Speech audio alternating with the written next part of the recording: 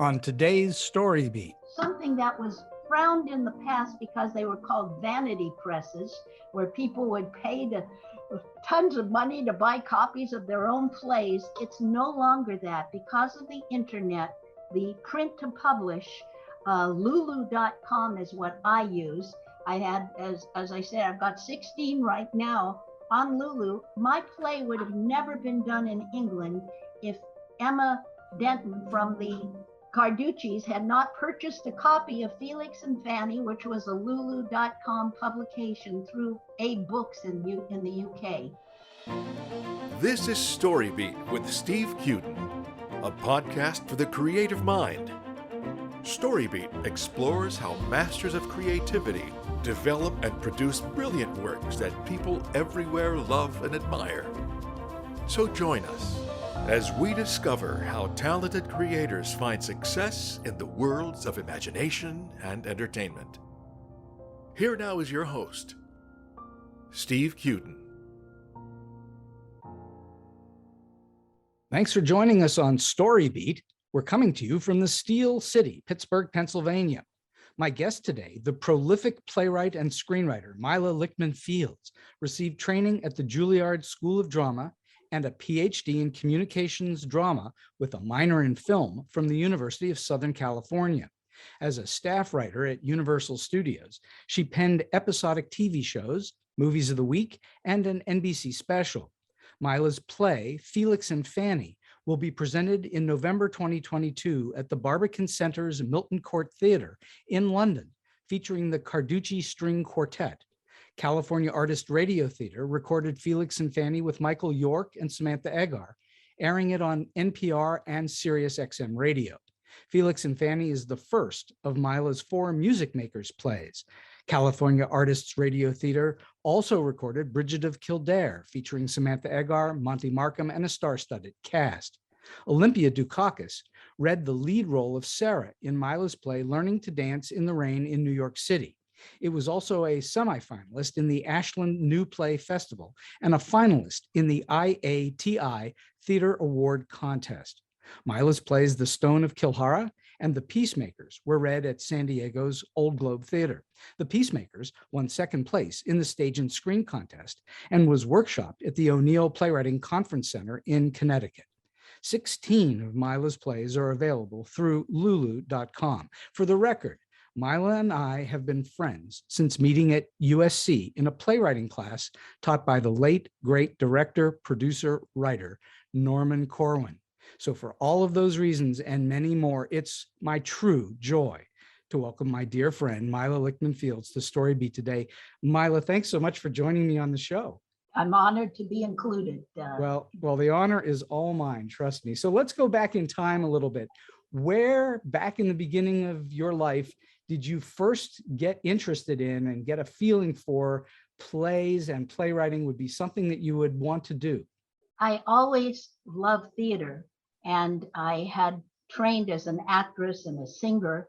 But when I actually got to New York and got into equity and after Juilliard, I was shocked to see what the poor level of roles for women. And I would have multiple callbacks, and then when I would read the script, they were so mundane and not good. They're 15-to-1 female male roles to female roles for right. Stage, 25-to-1 for film. And I thought I could make more of a contribution as a writer. I had done some playwriting and won an award while I was at UCLA before I went to Juilliard. So I never stopped writing. I was writing for when I would tour with shows. I would write for the people in the cast, and they do readings for me in between performances. And I always loved writing. Were you a little girl when you first noticed the theater and fell in love with it? Oh yeah, I was like, my mother had lots of friends. My mother did set design, so the Players Ring, her friend was the manager there, Dorothy Rotman. And for my 6th birthday, they took us to see Little Women there, and that had a tremendous effect on me. And there were several plays over the years that had a real impact, and I just wanted to be part of that world. So the theater got into your blood. It was about the theater, not so much about cinema, though you did some of that, some TV and cinema. Well, I grew up in the Mandeville Canyon area, so they were always filming. We lived near Robert Taylor and the man who, Meredith Wilson. We used to sing out the window when we'd see him walking by. but all of the Jeff Hayden and Eva Marie Saint and so many people lived up there, and they were always filming all around us. I was really taken with that. And my mother was a professional sculptor and did work for David Dortort, who did Bonanza in that series. So we spent time in their home. And then he arranged to let me come onto the set and watch them filming Bonanza and High Chaparral. And at 17, I got a job at MGM before I went to UCLA. I graduated high school.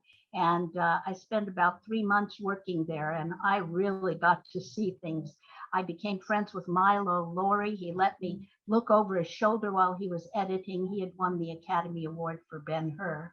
And I watched scoring. I watched every aspect of it. And I toured I knew that whole studio. And that was before the back lot and everything was sold off. So it became part of me. And then I began writing scripts. I must have written 20 episodics before I ever got hired at Universal. When you say you wrote 20 episodics, you mean on spec? That's right, completely on spec. And I learned afterwards, once I got hired at Universal, that that's almost impossible if you don't have access to the Bible for that particular series. Sure. You have to pick it up by observing. Exactly. And it's not just observing, you have to know where they're taking the show. The Bible tells you what they're going to be doing with the season. Sure. So I got nice notes back from Earl Hamner and people that they loved it, but it wasn't the direction the show was going in. And it was not until I actually became part of the staff at Universal that I realized we had a Bible that we helped create as the staff for all of the episodes that were part of cliffhangers.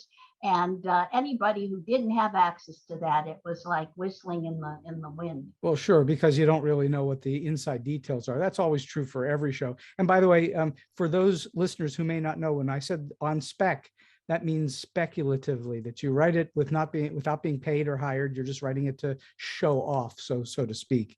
All right, so you eventually wind up at Juilliard as an actress, yes? That's right. All right. So, and what did you learn as an actress that has held you in good stead as a writer all these years? How important was that for you to have had training as an actress before you actually started to make a career as a writer? Oh, it was extremely helpful. I worked with such great directors that I learned from each of them. And I also, because I've been at UCLA, I had to do all of this technical theater. I never could get cast, or I wasn't accepted into the acting program there. So I did sets and lighting and sound. And that, when I got into summer stock, it was invaluable, but even more valuable as a writer. It helped me to write scripts that could be produced. Mm-hmm. Why? How did it help you? Because a play is... and even though at my teleplays and screenplays, I create all of the aspects, create a blueprint so that I deal with the music, the way the set looks. I was always getting ribbed at Universal because I actually had paintings done by the man who did Night Gallery, Jerry Geber. He did them for my episodes, and it brought a whole quality to the work. And none of the other writers, of course, had it. Joe Harnell loved the fact I mentioned Moonlight Sonata. He said he'd been waiting to play that for years, but that was written into my script. So all of those different layers that go into writing, to me, my background really helped me with that, because I could visualize you're creating a blueprint. So would you say that your mother being both an artist and a sculptor and so on, do you believe that heavily influenced the way that you looked at doing this, where you needed that visual element? Oh, yes, definitely. Sometimes I even do above my computer, I'll do a whole setting for my play so I can watch at least to know where how they're going to move through the space. Well, you just said something very key. You started to say watch. When you say watch, you're watching it in your mind's eye, not in reality, correct? Exactly. And that's very important for listeners to understand, that writers, hopefully, are actually seeing whatever it is they're writing play out in their mind's eye. Of course, later, hopefully, it'll be staged or put onto a set with cameras and so on. But that watching part of it, I find that a very fascinating thing. That I do that too, where I watch what it is that I'm writing in my head. I'm watching it. It's like watching it on a stage or a screen. I'm just curious, do you write every single day now? Just about, yeah. Yes, I do. You do. So it's important. And would you say that as you have worked through years of doing this, that you've become stronger and stronger as a writer? Oh, definitely. And when I'm not doing a lot of writing, I'm taking notes and doing things.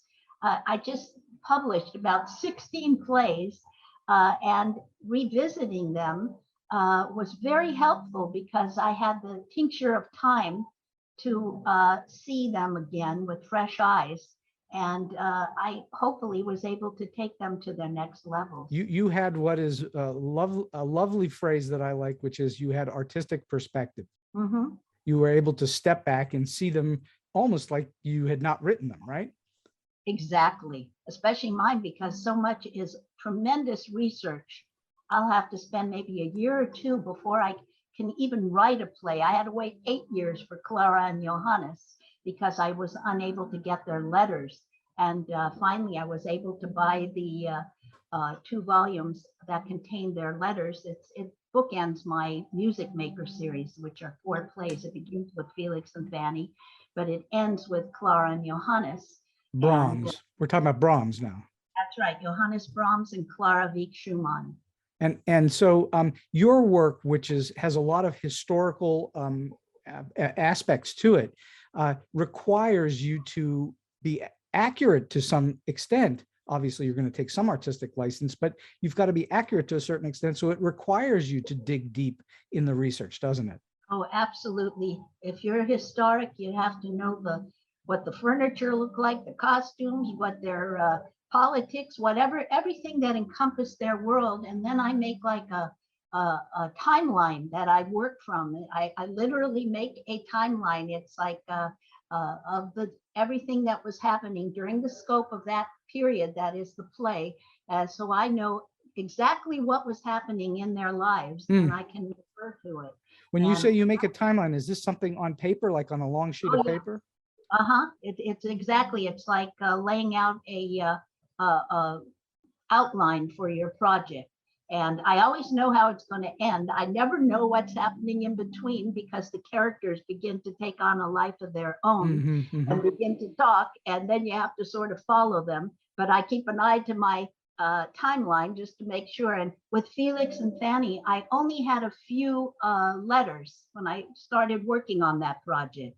And so my timeline helped me to fill in all of the different letters. And the weird thing was that years later, when it was being done in someplace in Orange County, somebody brought me a book with the letters, and some of the letters were practically verbatim what I had written, because I knew the voices and I knew what was happening to them in those periods. That's very interesting. So once you start to hear the characters speaking in your head, so that you can then translate that out onto a computer or paper, whatever you're writing on, you are actually starting to hear what truly was being exchanged between them. Yes? Oh, yes. So, all right. So what do you think? This is a question I ask a lot of guests, and it's not necessarily the easiest question to answer, but what do you think makes a good story good? I always look for characters that I want to spend several years with, because I think they need to be above the common herd. I really want to spend time. I want to uplift and enlighten my audience, but I also selfishly for myself pick characters that have really utilized their time and their lives to a very high degree, especially when I'm dealing with historic material. What do you mean by utilize their lives? I mean left something that what continued beyond them. So in other words, you dig into characters who have lived great artistic lives and have left behind a legacy of some kind that we're still paying attention to, I guess. Yes, they can have all kinds of warts. I don't care. I mean, I'm not there to judge them. They can have mental illness, they can have addictions, they can have all kinds of issues. That's not my concern. I mean, it's my concern because I have to portray it, but I'm interested in how people are able to take even the most difficult situations and still create that from that raw clay, something that they can shape and create. And it's the whole creative process. To me, that's the most interesting and challenging. One is to find the conflict within the character and to project it. And then the other is to portray the creative process. That to me has been personally a very interesting and worthwhile subject. And I've tried to look for that in each one of my projects. You would say that that's a common theme in your work. Yes, that and myth and folklore have always been passions of mine. I did my dissertation on it, but things that will ring out in universal truths for audiences of different, cross-culturally, because I do think there are aspects of myth and folklore that do that. And so I've been drawn to material that have those aspects as well. Who would you say are your heroes in terms of writing about myth? Well, of course, Joseph Campbell, Carl Jung, Mircea Eliade. There are many, but those are probably some of the top ones. Do you usually actively seek to explore myth in every one of your plays? No, not necessarily, but I did African folklore. That one took me about 4 years to just steep myself in African folklore and mythology, and it's called Wagadu. I took the Faust myth and I wrote a play called Faustine. I did the Fedra myth and wrote that Smoky Mountains, Lord of the Smokies. It's a musical, Thaddeus Steed. And I'm interested in myth in ongoing form, because when myth is re-expressed in the light of a particular time, because theater reflects not just historic, but also the psychological climate, quite often it has the ability to foreshadow events that are actually going to happen. What would you say are the most challenging aspects of creating not just the story, but the characters that go into the story? Even when you're working on a biographical story where the characters are actually known from history, but you still have to create the character in order to write the play. What would you say are the most challenging aspects for you of creating character? Okay, well, if I'm dealing with historic, my ideal is primary source material, a diary, letters, those things, because I can ring out the voices of the people that I'm trying to capture. And as soon as I can get a handle on how they express themselves and the language they use, then I can start to animate them. It requires that deep knowledge before you feel comfortable starting. Oh, absolutely. Have you ever tried to write where you didn't have all that information? Does it just not work? Well, I've written plays like Learning to Dance in the Rain is my most autobiographical or personal story. And of course, for that, I used people I knew that were in my real life. The Wetback I started in Norman Corwin's seminar, right? And told us to go to the newspaper and find something. And I found this newspaper article that showed this young Hispanic undocumented laborer being herded away. And I wrote a play. It's a juvenile hearing involving him, but I went down and did my homework. I went down to the fields. I had my car shot at, but I did research, and I spoke to someone who was a border control guard, and I did my research on that. And when it was done, the head of the UFW, Cesar Chavez's daughter, came, and they really loved that play. And I think I did a good job of capturing something that was very timely back then. This was in '76. I set it against the bicentennial of 1976. I wanted the bicentennial because it had a real resonance, and particularly for that time, and nobody was aware of these issues. Myla, that doesn't work mathematically since you're only 39. Oh, yeah. I've known you a really long time at this point, and I had no idea that you'd been shot at. Oh, yeah. I never heard that story before. In my bumper of my car. Did you know you'd been shot at? Yeah, well, I heard something, and when I got left there, I saw the hole. Oh, goodness. Well, you're very lucky, I guess. Yeah, I mean, we're supposed to go there and mix with the laborers. Well, I'm sure that they were not happy to have somebody there that didn't belong there. They probably were very suspicious of you. When you work, do you work with an audience in mind, or do you just write for what pleases you? I think I always think of the audience. You're leading them like a detail at a time comes out under pressure. It's like telling a story to a young child. I might know the whole story, but I don't want to tell the whole thing all at once. I want it to come out under pressure as revealed moment to moment, and to have the keep them hooked, hopefully, of what's going to be coming next. My training at UCLA in graduate school was that the great stories come from characters under pressure. And that's exactly what you're expressing. That's conflict. That's what keeps us interested in watching stories.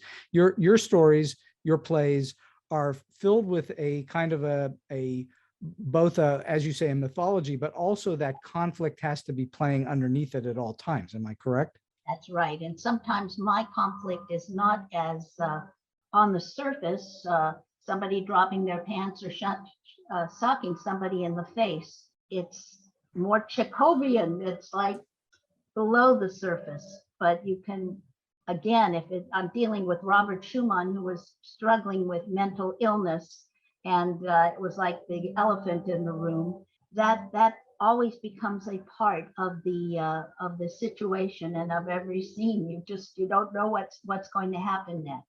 So all right, you finally decide you're going to take on a certain topic, whatever that topic is. Over time, I'm sure you've had topics that you didn't know at the beginning of your career you were ever going to tackle, and then suddenly there they are, that's something that interests you. Where, aside from the research, you've done all your research, you've dug deep, and you've done lots of immersion, and now it's time to work on the play. Where do you begin? Do you begin by creating character? Do you begin by figuring out what the plot is? Do you start with an outline? How do you begin? I always have that outline. So for me, that's just the way I work. I couldn't write a play unless I knew where I was going. Right.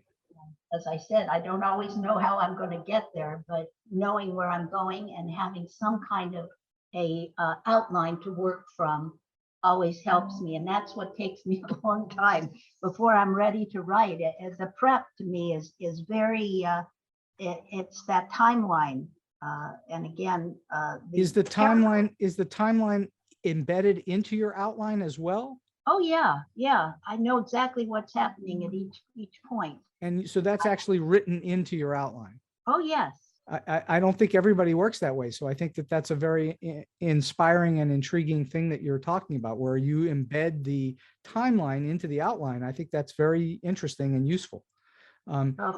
Historic, you really need to work that. Well, you've also, I assume you've written plays that take place over relatively short periods of time, correct?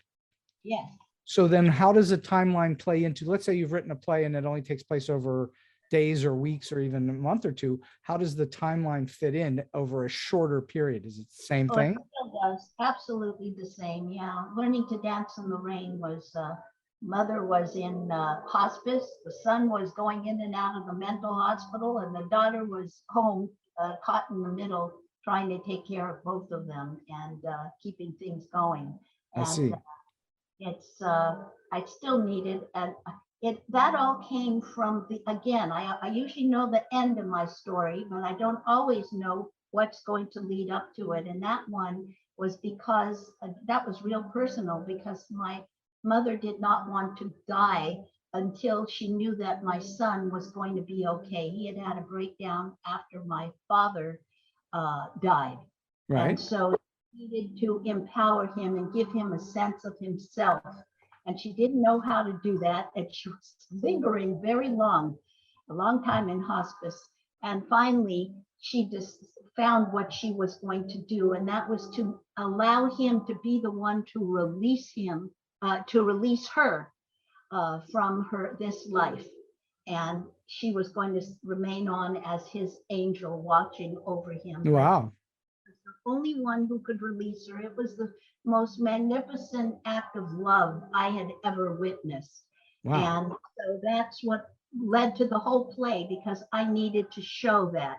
And in order to show it, I had to go back up and put her back in hospice and have my son with his situation and me in the middle. And of course, I took tremendous dramatic liberties. I didn't just stick it. This is Dancing in the Rain? Yes, learning to dance in the Learning rain. to Dance in the Rain, right. And this is the one that Olympia Dukakis did. That's correct. That Ashland, it's had a few things. It was done at the, the Road Theater Company did a staged reading of it, and we did it in my studio. I've seen it in a few places. It's a pretty powerful play, and I've kept working on it, of course. Well, that's another aspect of what you do, I know, is you continue to work on your work, don't you? Yes, that to me has been a real godsend, because you can, as I said, if you have that tincture of time, you get away from a project and then you come back to it. And of course, if you get a good reading with good actors, then it makes you want to go home and even do more work to sharpen certain things. Mm-hmm. You find great help in hearing the play read out loud, I assume.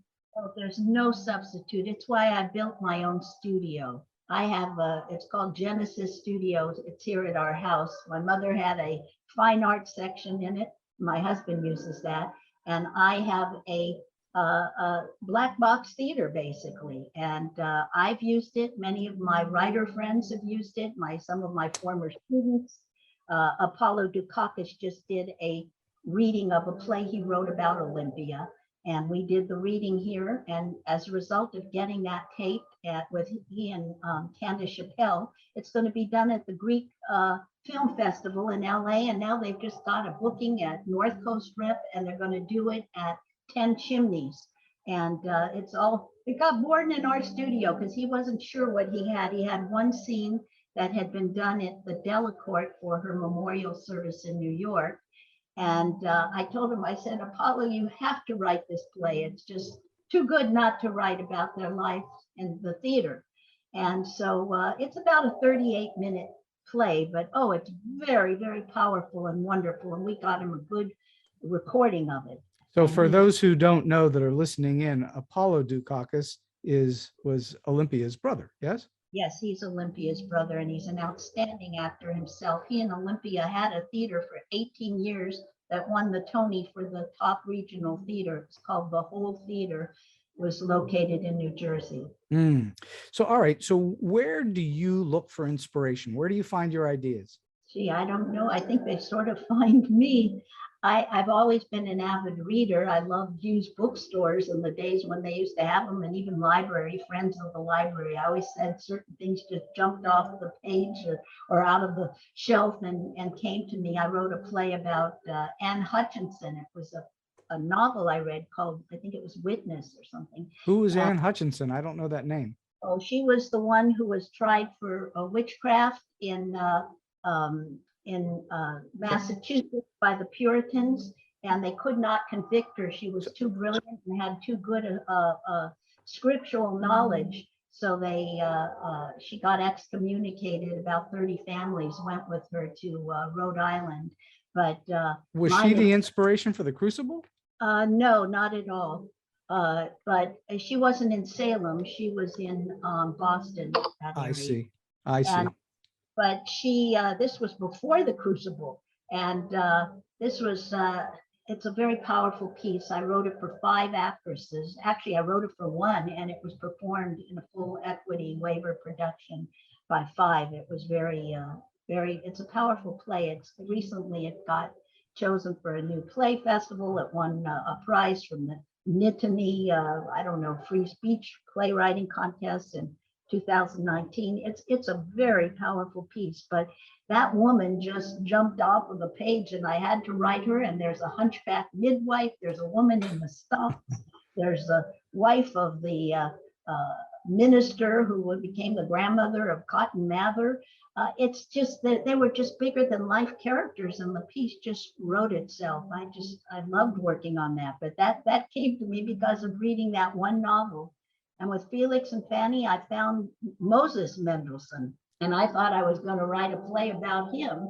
But as the more research I did on him, I discovered Felix and Fanny, and I thought, no, this is the play I have to write. But as I said, it takes me a while. I can be researching, drawn into an area, and do a lot of research before I ever write my plays. You must be a true history buff, yeah? Oh, yes. Uh-huh. You're constantly reading history, which is giving you constant inspiration. That's where you're finding it. Yeah, and I also find that a lot of history is totally misrepresented. It's only based on who is telling it. And that's why I like primary sources. My play, The Peacemakers, everybody thinks that the Civil War ended when Lee surrendered to Grant at Appomattox. There were still 100,000 Confederate soldiers in the field at that point, and they had not surrendered. It took the two war horse generals, Sherman and Johnston, to risk court-martial to meet secretly to actually create the armistice that ended the war. And they met at a little place called the Bennett Farmhouse in Durham, North Carolina. And I happened to go there because I was taking one of my kids for a summer program and dropped him off at Duke. And then I was hunting around the area, and I just came upon that national, it's a national park actually, to commemorate this event. And I knew nothing about it. I think majority of people don't. And that plays, that's the one that was done at the O'Neill, and got second place in that Stage and Screen. But it's a very powerful play, but it's something, again, it's very timely because of the way things are being reported by newscasters or whatever. Mm-hmm. Well, so you have had the good fortune to luck into stories then, or they, as you say, found you. Mm-hmm. Craig Noel used to kid me. He used to tell me to stay out of old houses because I found the manse that way. I found the Bennett farmhouse and women's gold tapestry that hangs in the Denver Capitol. Inspired a play. Who was it that told you this? Craig Noel. He was the founder of the Old Globe. He was one of my real mentors, and he read a lot of my plays over the years and critiqued them, and got some of the things read and at different places and at the Globe. So let's talk about production a little bit. You've had the good fortune to have some of your plays read or produced and performed. Typically, once you have a play completed, there may not be a typical here, but if there is a typical, about how long does it take for you to get the play into the world so that people are interested in performing it in some way, whether it's California Artists Radio Theater or whatever it is? If I was talking to writers that are new, I would say use your living rooms. Use any place you possibly can so you can hear your work. I used my living rooms for years. I was on the board of the Norris Theater. I set up a new play discovery series and taught UCLA classes there in writing. But I think it's very important for all writers to see and to hear their work. You know, because you were in that, the debut of that series was Lord of the Smokies. Sure, of course. But I think that, I don't know, it's just very important. I have actors. I'm not interested in just getting the work produced. It may sound snobby, but like not real high quality community theaters. That will not help me to develop my work to the level that I want to take it. Having worked with the best actors at Juilliard and different places, I have pretty high standards. So being able to hear the work properly done will help me more than anything. And I've been so blessed to work with so many great actors that as I'm writing, quite often, I will think of those actors and imagine them animating my work. Well, you've had folks like Michael York and Samantha Eggar and Olympia Dukakis do your work. And so you've had, say again? Michael Nouri. Oh, Michael Nouri, right. So you've had the top of the heap, basically doing your words, performing your plays. Do you find that takes it to a level that you weren't expecting? Oh, absolutely, yes. When Olympia Dukakis did Sarah, she brought a humor to the part. I knew it was there, but I hadn't heard it in any real previous readings. And it made me realize that there's real potential for humor there. And after that reading, I even dug in more to try to explore some of that, because I knew what she brought to it. And I thought, boy, now I really need to put that even more into my play.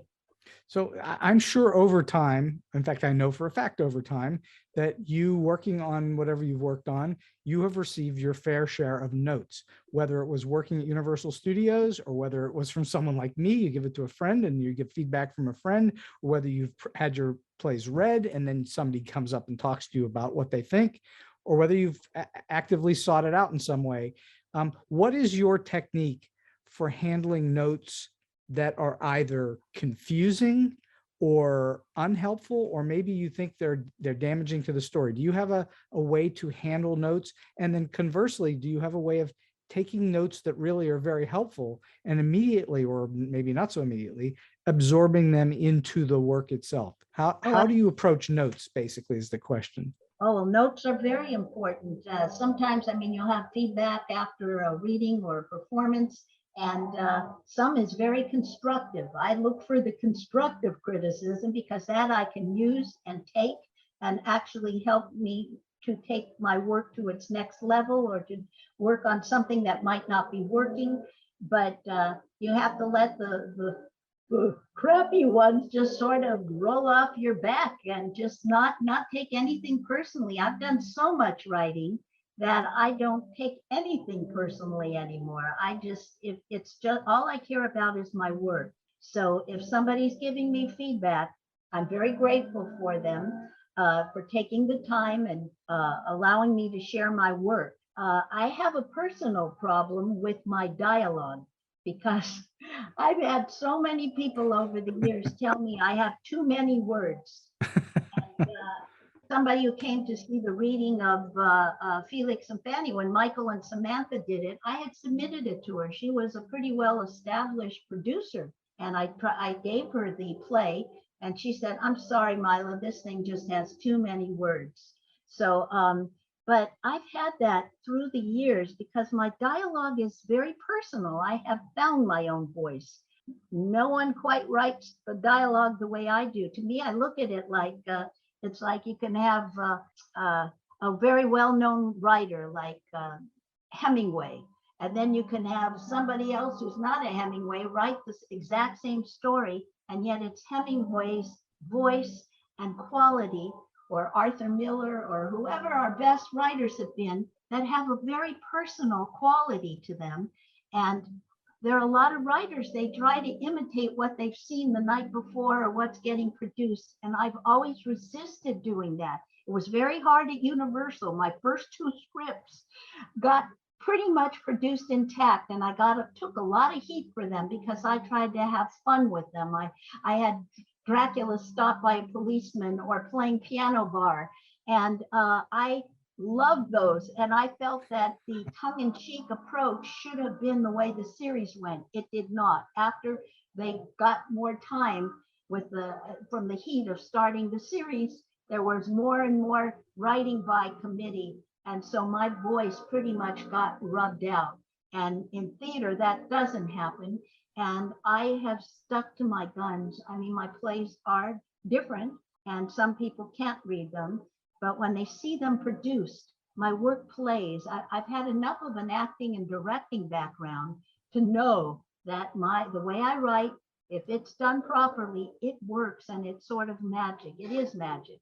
Do you tend to direct your own readings? I've done some. Apollo was wonderful, because he took Learning to Dance in the Rain, and then he got my versus Robert Schumann, which was Counterparts. He got Jessica Kubzansky, a wonderful director, to come in and do it with Nikki Dukas and Michael Salazar and Apollo. There were 2 readings that were done of it at Antaeus. and they were both extremely successful. And I didn't direct those. I really like having a good director in charge. Norman Corwin always told me I should be directing my own things, and I did. I directed quite a number of things, but I love having a really creative, wonderful, another pair of eyes to bring to the work, so I can just play playwright or whatever writer I'm doing, whatever the medium. Speaking of someone who wrote in his own voice, there was no one who wrote and then directed his own work like Norman Corwin. That's for sure. He was in a class by himself. And totally. Being just, we were so blessed to have him in our lives. Absolutely. He was, I mean, not just a phenomenal talent, but a phenomenal human being. And generous to writing young new writers. I mean, he read Felix and Fanny in its first draft, and he said, Myla, I can't believe it's all of this material real, but you need to take it now and make it dialogue, because what you have are just letters. He was absolutely right on. And as soon as he told me that, it clicked, and I went back to the play, tore it apart, and I made it dialogue. And same thing with my Irish play. He read, I think it was an Irish sonata Irish Sonata and Stone of Kildare. He read those and he said, are you sure you're not Irish?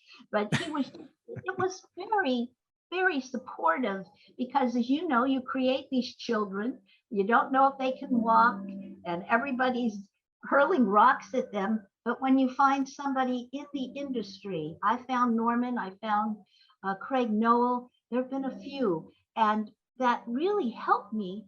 Edith Schwartz, who had her very fine, mostly equity acting Readers Theater Company in Orange County. They would tour like 8 different locales.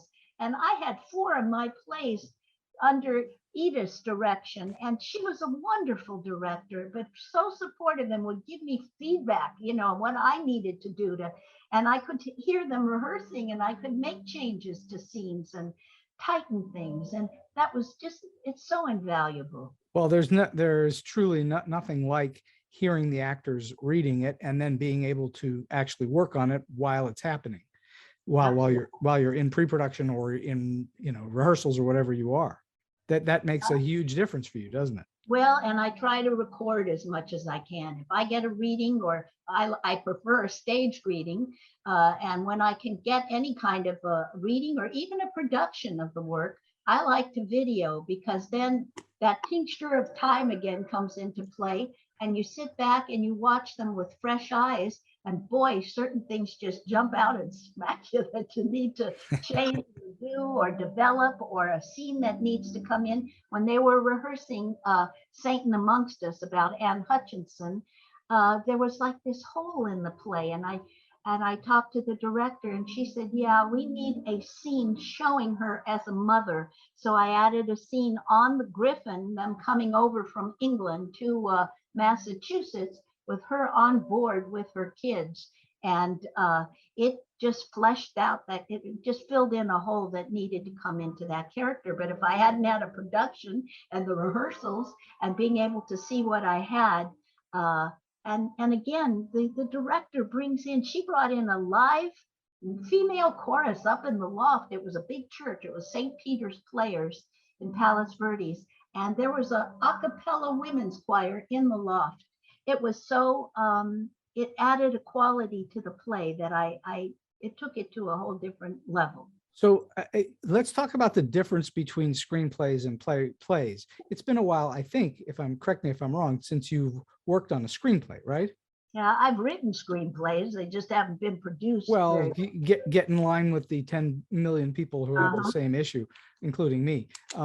So my question is, what for you are the significant differences between writing a play for the stage and writing a screenplay for cinema?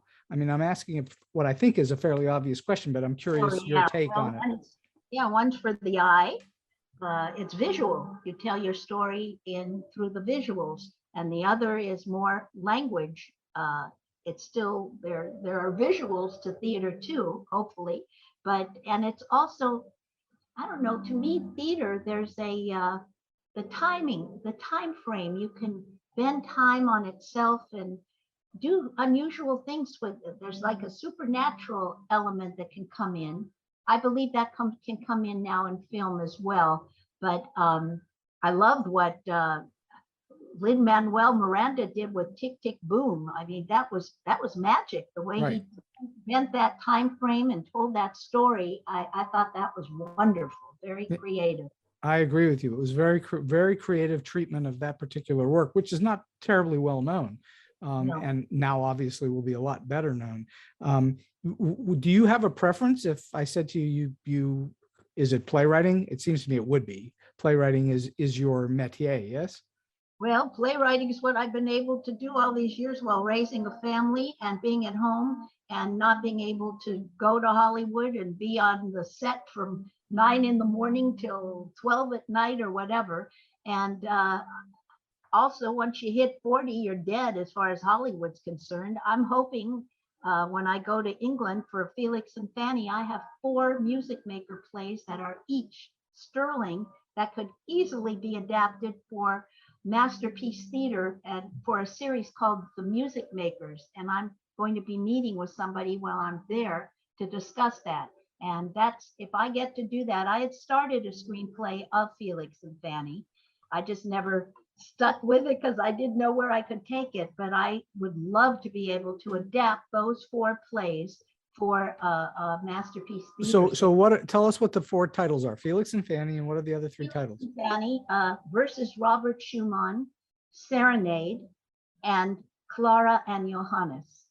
And they're chronological. They follow the passing of the baton from one musician to the next. And of course, the women's subject is very much part of it. Fanny's work was published under her brother's name. Clara's work got sublimated by Robert, and I think she ended up writing a good deal of the symphonies, sections of those symphonies. And then if she was a mentor to Brahms, and she would help him rework his work and present it to people and get it produced. So it took him 15 years of struggling before his work was accepted, because he made all of the parts of the orchestra equal, and all of the prima donna soloists felt they would walk out. They'd be handed his orchestrations, and they'd literally get up and walk out. That happened to him for 15 years. Wow. His work was finally embraced. Clara kept trying to perform it, which he did, and he wrote his lullabies actually for her kids while he was watching them while Robert was in the mental institution. That play is about a trio. He was the go-between, Brahms, because they did not allow Clara to go see her own husband in the mental institution. They said it would upset him, even though she was the one who kept pulling him out of the hole for all those years. And so Brahms was the go-between, and when she toured and needed the money, he babysat those kids for almost 2 years. Well, it was 2.5 years, and he wrote his lullaby for them. But anyway, I don't want to tell you the plot. Well, the history of the arts are filled with examples of artists who are not recognized in their own lifetime, or not till very late in their lifetime. And so that's not an uncommon thing, but it is the artistic struggle for many artists. It's the struggle. Absolutely. Brahms was given a leg up by Robert Schumann, who wrote an article in a music journal about him, and it almost overwhelmed him. It was almost too much success all at once, and it got him some of his initial things published. But Brahms was one of the few who actually could totally support himself through his just composing. The relationship, he proposed to Clara, and boy, did she want to marry him, but she had 7 kids that she had to take care of, and she knew that would destroy his career. So what he did was they decided that he would bring her his children, his musical children, but neither of them ever married. They had a correspondence and did concerts over a period of about 35 years. And then he died even though he was much younger than her, about a little less than a year after she did. I think it was about 9 months. So, all right. So you have obviously worked very hard over your career. What do you do to refresh your well? How do you give yourself new energy? Oh, I see as much theater. I listen to as much music. I go to art exhibits and be out of doors hiking when in natural settings. I think you just have to replenish your well. If I go to an art exhibit, there's a woman I want to write about. I found one of her paintings, Fragonard's. Her name is Marguerite Girard. Unfortunately, the only book written about her is in French right now, and I need to get it translated. But I go to art museums. I believe all of the arts feed each other. Norman used to tell us to read the newspaper. I try to stay as much in touch with things that are going on as possible. Well, reading the newspaper today can be very dangerous. Oh yeah, tell me about it. I think it myself now. It's pretty disgusting. Well, there's a lot going on, that's for sure. So I have been speaking to the amazing playwright and screenwriter Myla Lichtman Fields for a little more than 51 minutes, and I'm going to sort of wind this thing down a little bit. And I'm just curious, in all of your experiences over all these years of doing all these wonderful works, can you relate or tell us a story about something that may have happened that was either strange, weird, quirky, offbeat, or maybe just plain funny? Well, I told you about the letters and the how weird that was when I actually got the real letters of Felix and Fanny that I had actually written, a number of them myself. As an actress, I was in a performance of the Sound of Music at a Club Benet dinner theater in New Jersey, and it was a side stage, and I had a scene with the Mother Superior, and I had to draw the curtain, and I gave it a tug, and I flew off the stage. I was like flying nun. There were people eating underneath me, and I lowered myself down. Some guy looked up and said, "Oh my God!" And I went around, came up, and Mother Superior had trouble playing that scene with me. It was Marsha Lewis. She ended up on Broadway, a top actress. Yes. Musical theater. But anyway, so she could hardly keep a straight face. It was that was something. And then when I went to Colorado, my play was produced at Westcliff twice in a little theater there called Jones Theater, Crystal Mountain Playhouse. I don't know. Anyway, but I used some of the time to actually visit again locations that I'd written about, because there are all these women. I focused in the women's gold tapestry on the pioneer women. And I actually went to places that I wrote about in my play, Buckskin Joe's, where Silver Heels came from, San Luis, which is the first town founded in Colorado. And I went to the church, and sure enough, the Gallegos y Salazar family that are written about in my play, and I had the wedding between the two families. There are windows in that church there that document my own play. It was really, it's finding those places from my play just and confirming their existence. Was that eerie when you saw that? Oh, I loved it. It was like you truly do enter into something. When I wrote the screenplay first and then the stage play for the Scandal Makers, but I actually went to Geneva to the house that was privately rented by Byron. It's Via Diodati, and I got a private tour because it was privately owned, and the secretary took me through the house. It was furnished in the period of the play, and there was a painting of Byron sitting on that terrace writing.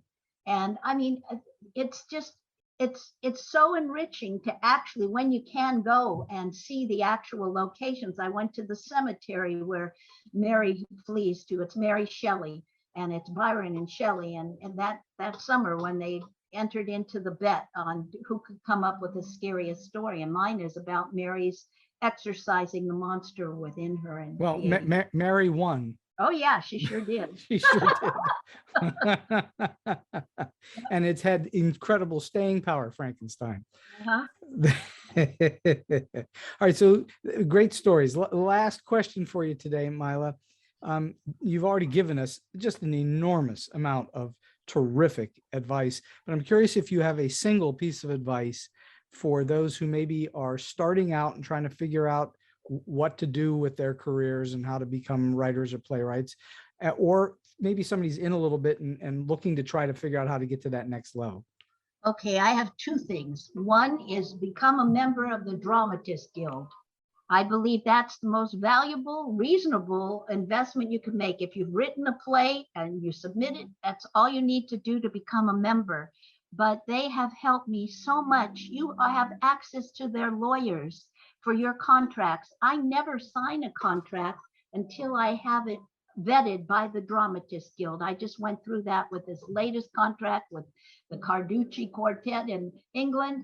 I do not sign anything until their business lawyers, business staff and their lawyers vet it for me and give me suggestions. It's the most invaluable thing. You become part of a community. They're wonderful seminars. So I recommend Dramatists Guild membership, and also something that was frowned in the past because they were called vanity presses, where people would pay tons of money to buy copies of their own plays. It's no longer that. Because of the internet, the print to publish, lulu.com is what I use. I had, as I said, I've got 16 right now on Lulu. My play would have never been done in England if Emma Denton from the Carducci's had not purchased a copy of Felix and Fanny, which was a lulu.com publication through A Books in the UK. And once that happened, boy, I worked during COVID to get as many of my plays published and out there as possible, because today you can buy my plays through Amazon, Barnes and Noble, all these bookstores all over the world now. The languages I can't even read, they're carrying my books. I get these residuals. They're not huge residuals, but twice a year now I get a check. And it's very, it's a good thing for new writers, I think. Once you get your play as polished as you can. You can't just send out a first draft. You need to have readings. You need to get it really vetted and shaped, hopefully on its feet, to a highest level you can, and taping it, then get it published. I can't recommend that more highly. For me, it's been a real godsend. Myla, this has been an absolutely sterling hour on StoryBeat, and I think that anybody that's listening in on this particular episode that wants to be a playwright or a writer is going to walk away with some truly valuable advice. I can't thank you enough for spending some time with me today on the show. Well, thank you for letting me share, Steve. You are a great interviewer and a tremendous talent. I look forward to seeing more of your work. And so we've come to the end of today's StoryBeat. If you like this episode, won't you please take a moment to give us a comment, rating, or review on whatever app or platform you're listening to. Your support helps us bring more great StoryBeat episodes to you. StoryBeat is available on all major podcast apps and platforms, including Apple Podcasts, YouTube, Spotify, iHeartRadio, Stitcher, TuneIn, and many others. Until next time, I'm Steve Cuden, and may all your stories be unforgettable.